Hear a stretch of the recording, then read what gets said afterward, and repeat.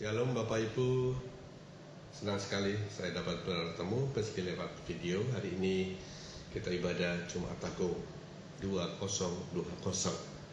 Mari kita semua berdoa. Tuhan, terima kasih buat anugerah, kemurahan, penyertaan, pemeliharaan, penghiburan yang terus Tuhan anugerahkan dalam kehidupan kami di tengah-tengah pergumulan kehidupan kami dan juga berkenaan dengan COVID-19. Kami terus berdoa Tuhan buat bangsa kami Indonesia, pulihkanlah rakyat Indonesia Tuhan, pulihkanlah bangsa-bangsa di dunia, para pekerja di garis terdepan, dokter, relawan. Tuhan tolong, Tuhan campur tangan supaya pergumulan dengan COVID-19 ini dapat segera dimenangkan dan kami semua kembali pulih, kami dapat beribadah kembali, kami dapat melakukan kegiatan kami sehari-hari sebagaimana semula. Sampaikanlah sabda firman-Mu, kami semua siap, urapi hamba-Mu, urapi kami semuanya. Dalam nama Tuhan Yesus. Mari kita semua berkata, amin. Bapak, Ibu, dan saudara, mari kita akan membaca dalam Injil Matius pasal 27, ayat yang ke-45 dan ayat yang ke-46. Demikianlah firman Tuhan. Maka dari jam 12 kegelapan meliputi seluruh daerah itu sampai jam 3. Kira-kira jam 3, berserulah Yesus dengan suara nyaring, Eli, Eli, lama sabachthani. Artinya, Allahku, Allahku, mengapa engkau meninggalkan aku? Bapak Ibu, kita mengenal ada 7 perkataan Tuhan Yesus yang disampaikan ketika ia berada di kayu salib. Dan Matius pasal 7:46 merupakan perkataan Tuhan Yesus yang keempat. Dan perkataan ini memiliki keunikan tersendiri karena disampaikan di tengah kegelapan yang tiba-tiba terjadi ketika Yesus disalibkan. 3 jam tiba-tiba wilayah daerah itu menjadi gelap dan menjelang datangnya terang kembali, Tuhan Yesus berseru, Eli, Eli lama sabachthani. Allahku, Allahku, mengapa engkau meninggalkan aku? Seruan ini Bapak Ibu bukan seruan penderitaan. Seruan ini bukan seruan kekecewaan. Seruan ini bukan seruan rasa penyesalan, kehilangan, mengeluh karena ditinggalkan oleh Allah.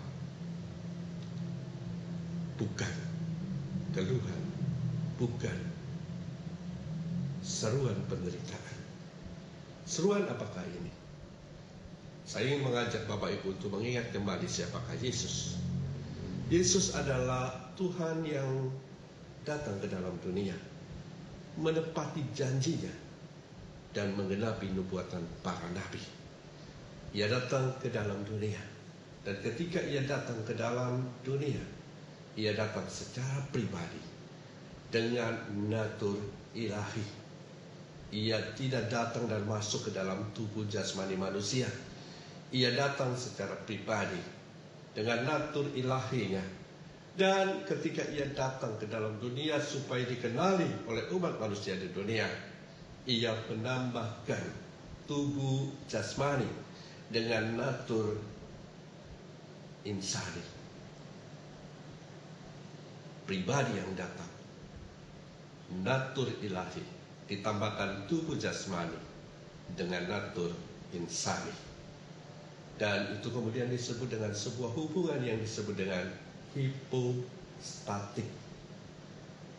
Satu pribadi dengan 2 natur. Yesus Tuhan yang sejati, dan Yesus juga manusia yang sesungguhnya. Sebuah hubungan yang terjadi sejak ia datang ke dalam dunia dan menambahkan tubuh jasmani dengan natur ilahi dan natur insani. Dan hubungan hipostatik ini adalah hubungan yang selamanya. Jadi ketika Yesus di atas kayu salib, dan bahkan ketika ia berseru Eli, Eli lama sabachthani, hubungan hipostatis, hubungan hipostatik itu tidak pernah diingkari. Yesus tetap manusia yang menderita karena kita semua yang berdosa, tapi ia tetap Allah dengan natur ilahi. Jika kemudian Bapak Ibu bertanya, kalau demikian berarti Allah mati ketika ia ada di kayu salib. Sebelum saya menjawab itu, saya ingin menyampaikan ke Bapak Ibu semua bahwa Yesus pernah lapar. Ia pernah merasakan lapar. Dan untuk memenuhi hasrat laparnya tubuh jasmani yang naturnya adalah insan, dia harus makan. Ia pernah berjalan dan kemudian letih, dan ia kemudian beristirahat di pinggir sumur, dan kemudian ia berjumpa dengan perempuan Samaria. Ia pernah lapar, ia pernah ia pernah letih, ia juga pernah merasa lapar. Apakah ketika Tuhan Yesus, apakah ketika Kristus Yesus lapar dan kemudian letih, kemudian tubuh insaninya yang lapar letih, atau keilahiannya yang lapar dan letih? Saya yakin Bapak Ibu sepakat, yang lapar, yang letih adalah tubuh jasmaninya. Dan ketika tubuh jasmani itu letih, pada saat tubuh jasmani itu lapar, adakah yang ilahi yang ada pada Yesus Kristus itu juga akan meninggalkan Tuhan Yesus? Apakah ikut lapar? Apakah ikut letih? Tentu tidak. Jadi ketika Yesus di atas kayu salib, ia menderita sebagai manusia sejati. Ia terhina sebagai manusia jasmani, tapi dalam keilahiannya ia tetap Allah yang tidak pernah lapar, yang tidak pernah letih. Dan hubungan ilahi jasmani, hipostatik itu tetap sama. Jadi bukan seruan penderitaan, bukan seruan keprihatinan, bukan seruan kerintihan karena ditinggalkan oleh Bapa. Bukan. Seruan Yesus yang keempat di kayu salib, Eli Eli lama sabachthani, adalah sebuah deklarasi, sebuah seruan kepada seluruh umat manusia di dunia bahwa manusia berdosa, ia kehilangan kemuliaan Allah. Manusia berdosa terpisah dari Allah. Allah yang mulia tidak lagi bisa bersekutu dengan manusia yang berdosa. Manusia yang hina karena dosa tidak lagi bisa berhubungan dengan Allah yang suci dan yang mulia. Dalam Roma pasal 3 ayat yang ke-23, Roma pasal 3 ayat yang ke-23, karena semua orang telah berbuat dosa dan telah kehilangan kemuliaan Allah. Adam dan Hawa berdosa. Ia melanggar perintah Allah. Ia ingin menjadi sama seperti Tuhannya. Ia tergoda untuk melampaui Sang Penciptanya. Ia berdosa. Dan karena ia berdosa, ia harus tereliminasi dan keluar dari Firdaus. Sebab dosa memisahkan manusia, ciptaan, dengan Sang Penciptanya. Deklarasi dalam ucapan Tuhan Yesus yang keempat di atas kayu salib. Deklarasi yang pertama memberitahukan kepada kita, mengingatkan kepada kita, manusia berdosa, ia kehilangan kemuliaan Allah. Manusia berdosa, ia harus terpisah dari Allah. Tidak ada hubungan bagi manusia yang berdosa dengan Allah yang tak berdosa. Manusia yang hidup dengan Allah yang mulia. Deklarasi manusia berdosa, ia harus terpisah dari Allah. Di atas kayu salib, ia menanggung dosa umat manusia, dan disitulah ia memberitahukan sekali lagi kepada kita semua, semua manusia yang berdosa tidak ada lagi hubungannya dengan Allah, terpisah dari Allah. Bagian yang kedua yang terkandung dalam ucapan Tuhan Yesus atau deklarasi Tuhan Yesus yang keempat ketika ia berada di kayu salib. Mari sebelumnya saya ingin mengajak Bapak Ibu membaca dalam Mazmur pasal 22 ayat yang ke-1 dan ayat yang kedua. Mazmur pasal yang ke-22 ayat 1 dan 2. Demikian firman Tuhan. Untuk pemimpin biduan menurut lagu Rusa di Kala Fajar, Mazmur Daud. Ayat yang kedua. Allahku, Allahku, mengapa engkau meninggalkan aku? Aku berseru, tetapi engkau tetap jauh dan tidak menolong aku. Bapak, Ibu, dan semua saudara, ucapan Tuhan Yesus itu adalah kutipan dari Mazmur pasal 22. Dan ucapan itu adalah bagian dari syair nyanyian rusa betina di kala fajar.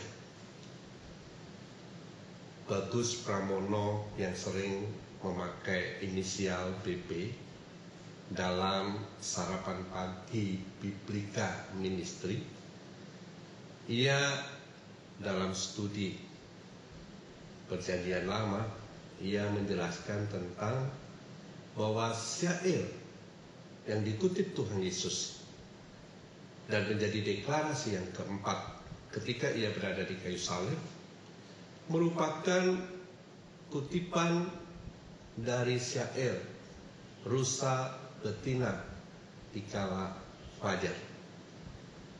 Lagu ini menggambarkan tentang peperangan, tentang langkah-langkah tindakan heroik dari Esther ketika ia harus berperang untuk membawa kaumnya yang terancam akan dibunuh, dan ia menyerukan kepada seluruh kaumnya untuk berpuasa selama 3 hari 3 malam.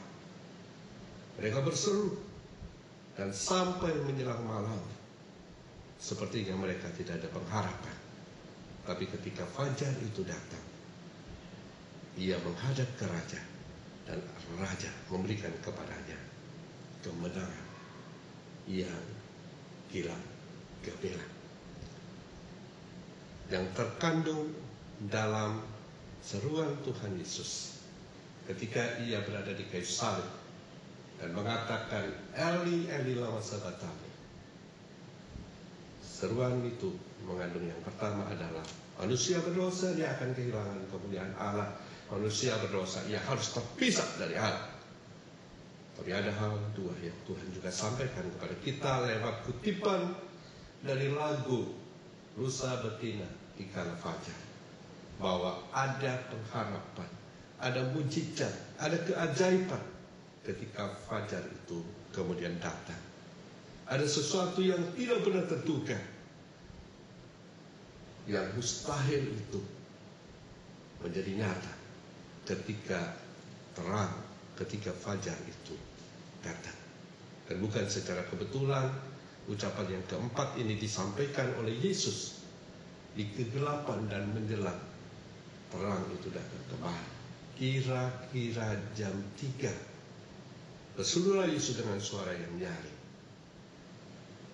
Kegelapan terjadi 12 sampai jam 3. Dan Alkitab mencatat menjelang kira-kira jam 3 menjelang terang itu kembali menerangi bumi. Disitulah Tuhan Yesus berseru. Yesus itu terang dunia. Saya ingin membawa Bapak Ibu untuk membaca dalam Matius pasal 4. Injil Matius pasal 4 ayat yang ke-16. Matius pasal 4 ayat yang ke-16. Bangsa yang diam dalam kegelapan telah melihat terang. Dan terang di sini ditulis dengan T besar, dan ini menceritakan tentang Yesus yang datang ke dalam dunia. Bangsa yang diam dalam kegelapan telah melihat terang yang besar, dan bagi mereka yang diam di negeri yang dinaungi maut telah terbit terang. Ada mujizat, ada keajaiban, ada pertolongan ketika gelap menjadi terang. Fajar mendatangkan mujizat, keajaiban. Roma pasal 3 ayat yang ke-24. Roma pasal 3 ayat yang ke-24, demikianlah firman Tuhan. Saya baca dari ayat yang ke-23 saja supaya kita semua menjadi jelas. Roma pasal 3 23, karena semua orang telah berbuat dosa dan telah kehilangan kemuliaan Allah. Dan itu yang terkandung pada bagian pertama dalam seruan Tuhan Yesus di kayu salib. Seruan yang keempat mengandung pesan yang pertama, manusia berdosa, kehilangan kemuliaan Allah, terpisah dari Khalik Sang Penciptanya. Tapi di ayat yang ke-24 menjadi bagian yang kedua. Oleh kasih karunia telah dibenarkan dengan cuma-cuma karena penebusan dalam Kristus Yesus. Eli, Eli lama sabachthani. Berarti manusia berdosa, ia terpisah dari Allah. Adam, Hawa harus meninggalkan. Tapi Tuhan berjanji ia akan datang. Terang itu akan datang. Dan terang itu datang. Roma pasal 3 24 berkata, lewat penebusan Kristus Yesus, manusia berdosa diampuni dosanya. Ada mujizat ketika fajar datang. Ada keajaiban ketika terang itu datang ke dalam dunia. Yesus berkata, akulah terang dunia. Dan ketika ia datang pada siapapun yang mau percaya kepadanya, lewat penebusan di Golgota, kayu salib, dosa sebesar apapun, Tuhan berkata, diampuni, dilupakan, dan tidak pernah diingat kembali. Karena begitu besar kasih Allah akan dunia, sehingga ia mengaruniakan anaknya yang tunggal, supaya barang siapa yang percaya kepadanya tidak lagi dihukum. Kepadanya disediakan mujizat, keajaiban, dan dosanya diampuni. Pada waktu nanti pulang kembali ke sana, surga yang mulia, dalam sukacita bersama dengan Dia, menjadi bagian dalam kehidupan kita. Bapak Ibu, hari ini Jumat Agung, dan pesan kita adalah pesan yang Tuhan sampaikan kepada kita. Manusia berdosa, dia kehilangan kemuliaan Allah. Tapi bagi siapapun yang menerima terang yang datang ke dalam dunia, ia telah menyediakan keajaiban, mujizat yang besar. Apakah mujizat yang terbesar? Orang sakit disembuhkan, mujizat. Orang punya problema diberikan jalan keluar, mujizat. Orang ingin sesuatu dan ia mendapatkan, ia mujizat. Tapi mujizat yang terbesar, keajaiban yang terbesar adalah orang yang berdosa.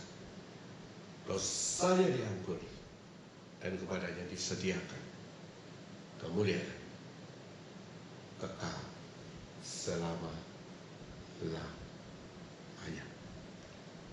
Kita bersyukur bahwa kita telah menerima terang itu, dan kepada kita telah dikaruniakan pengampunan dosa. Dan kalau nanti pada waktunya kita harus berpulang, kita tahu pasti tempat tinggal kita, kemuliaan bersama dengan Dia yang telah menebus kita dari cengkraman dosa dan hukuman kematian. Ia telah menggantikannya bagi siapapun yang mau percaya kepada Dia. Tuhan Yesus telah menggantikannya bagi kita semuanya. Tuhan kiranya memberkati Bapak Ibu semua, dan kita akan masuk ke dalam perjamuan kudus. Saya yakin Bapak Ibu telah mempersiapkan dengan apa yang ada dalam rumah tangga Bapak Ibu masing-masing. Kita akan siapkan dan kita akan bersama-sama, meskipun lewat video, untuk tetap mengingat tentang pengorbanan Kristus di atas kayu salib.